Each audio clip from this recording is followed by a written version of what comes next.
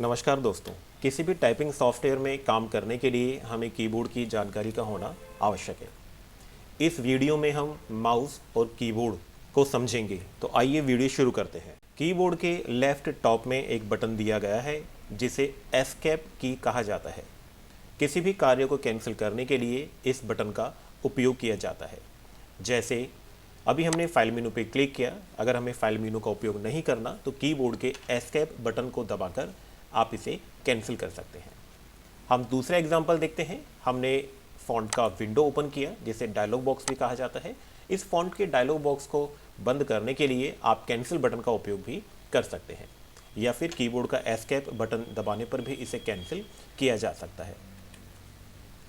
Escape button के right side में आप देखेंगे यहाँ पर F1 से लेकर F12 तक के 12 बटन दिए गए हैं। इन 12 बटनों को फंक्शन की कहा जाता है।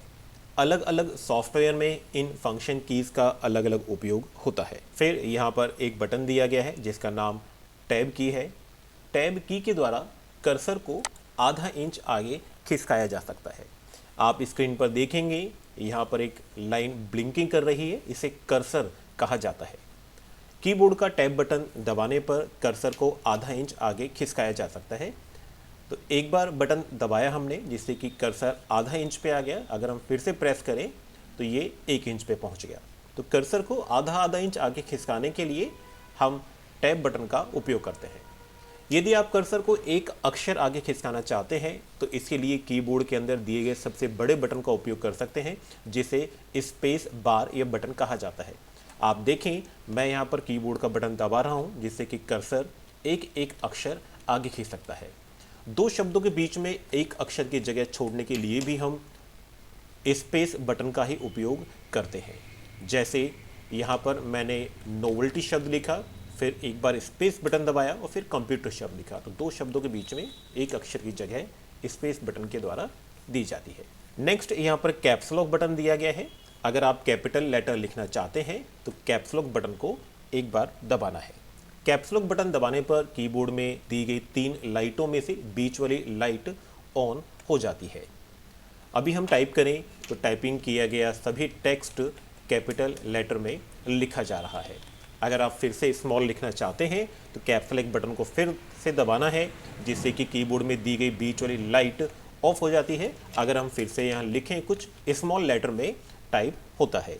इसके नीचे कैप्स लॉक के नीचे शिफ्ट, कंट्रोल, ऑल्ट 3 बटन दिए गए हैं जिन्हें कॉम्बिनेशन कीज कहा जाता है। इन बटनों को किसी दूसरे बटन के साथ में उपयोग करना होता है। अपने आप में ये बटन कुछ भी कार्य नहीं करते। नेक्स्ट बटन के लिए हम बात करेंगे back space. Back space button के द्वारा कर्सर के लेफ्ट साइड के अक्षरों को हटाया जाता है। बैक स्पेस बटन को आप धीरे धीरे प्रेस करते रहेंगे। आप देखेंगे जहाँ पे कर्सर ब्लिंकिंग कर रहा है, इसके लेफ्ट साइड के अक्षरों को हम एक एक करके हटा रहे हैं। अगर आप कर्सर के राइट साइड के अक्षरों को मिटाना चाहते हैं तो इसके लिए हमें कीबोर्ड में डिलीट बटन का उपयोग करना होता है। डिलीट बटन को भी आप धीरे धीरे प्रेस करते रहेंगे। आप देखेंगे कि कर्सर के राइट साइड के अक्षरों को हम मिटा पा रहे हैं। अगर हमें कोई नया पैराग्राफ बनाना होता है तो इसके लिए एंटर बटन का उपयोग करना होता है। अभी मैंने यहाँ पर 2 वर्ड्स लिखे और लिखने के बाद में अगर कर्सर को हम नीचे लाना चाहते हैं तो आप कीबोर्ड का एंटर बटन प्रेस कर सकते हैं। एंटर बटन के द्वारा एक नया पैराग्राफ बनाया जाता है। कीबोर्ड में ऐसे बहुत सारे बटन दिए गए हैं जिन पर 2-2 सिंबल्स चिन्ह दिए गए हैं। अगर इन बटनों को सिंपल प्रेस किया जाता है तो इनके नीचे वाला नंबर या सिंबल हमें दिखाई देगा। अगर हम इन्हीं बटनों के ऊपर वाले सिंबल का उपयोग करना चाहते हैं तो इसके लिए हमें शिफ्ट बटन को दबाए रखना है और फिर इन बटनों का उपयोग करना है। आप देखेंगे यहाँ पर 1 2 3 जो बटन दिए गए थे उनके ऊपर वाले सिंबल्स हम यूज़ कर पाए। कीबोर्ड में 3 ऐसे बटन दिए गए हैं जिससे कि कीबोर्ड की तीनों लाइटें ऑन या ऑफ हो जाती हैं। पहला कैप्स लॉक है जिसके लिए अभी हमने चर्चा की, दूसरा नम लॉक बटन दिया गया है और तीसरा स्क्रॉल लॉक बटन दिया गया है। इन तीनों ही बटनों को जिनके द्वारा कीबोर्ड की लाइटें ऑन या ऑफ होती हैं, इन्हें टॉगल कीज कहा जाता है। कैप्स लॉक के लिए हम चर्चा कर चुके हैं। नम लॉक बटन की लाइट यदि ऑन है, इस नंबर पैड का उपयोग आप कर पाएंगे। मैं यहाँ पर आपको टाइप करके दिखाता हूँ कि अभी ये नंबर्स उपयोग हो रहे हैं।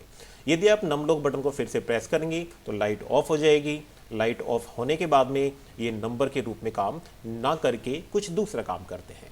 इन्हीं बटनों पर आप देखेंगे बटन नंबर 2, 4, 6, 8 पर एरो की के निशान बने हुए हैं। तो हमें कर्सर को ऊपर या नीचे लाने के लिए हम इनका उपयोग कर सकते हैं, या कर्सर को लेफ्ट और राइट को भी ले जाने के लिए हम इसका उपयोग कर सकते हैं। ये एरो की तरह कार्य करते हैं। यहाँ पर 4 एरो की दी गई हैं जिन्हें नेविगेशन की भी कहा जाता है।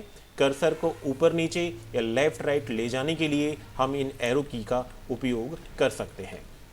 अगर फिर से नम लॉक की लाइट ऑन कर दी जाए तो ये दोबारा से नंबर की तरह काम करते हैं। इसे न्यूमेरिक पैड कहा जाता है। अगर हमें कर्सर को लाइन के शुरू में लाना हो, आप यहाँ देखेंगे मैंने यहाँ पर सीरियल नंबर 1 वाली लाइन के बीच में कर्सर छोड़ा।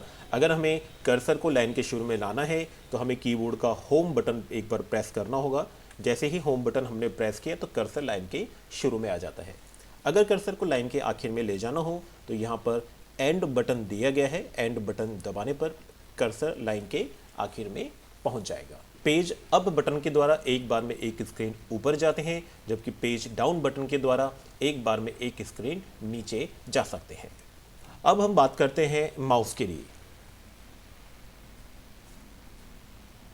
माउस में मुख्यतः 3 बटन दिए गए होते हैं, left mouse button, right mouse button और बीच में दिए गए बटन को स्क्रॉल बटन कहते हैं। कुछ माउस में आपको साइड बटन भी मिल जाएंगे, लेकिन ये साइड बटन सभी माउस के अंदर नहीं दिए गए होते हैं। माउस के बटन को दबाना क्लिक करना कहा जाता है। अगर आप फोल्डर पर एक बार क्लिक करते हैं तो वो फाइल या फोल्डर सेलेक्ट हो जाता है। यदि आप उस पर 2 बार जल्दी जल्दी क्लिक करेंगे तो वह फाइल या फोल्डर ओपन हो जाएगा। माउस के राइट बटन का उपयोग बहुत ही कम होता है। अगर किसी फाइल या फोल्डर की प्रॉपर्टी आप देखना चाहते हैं तो राइट क्लिक कर सकते हैं।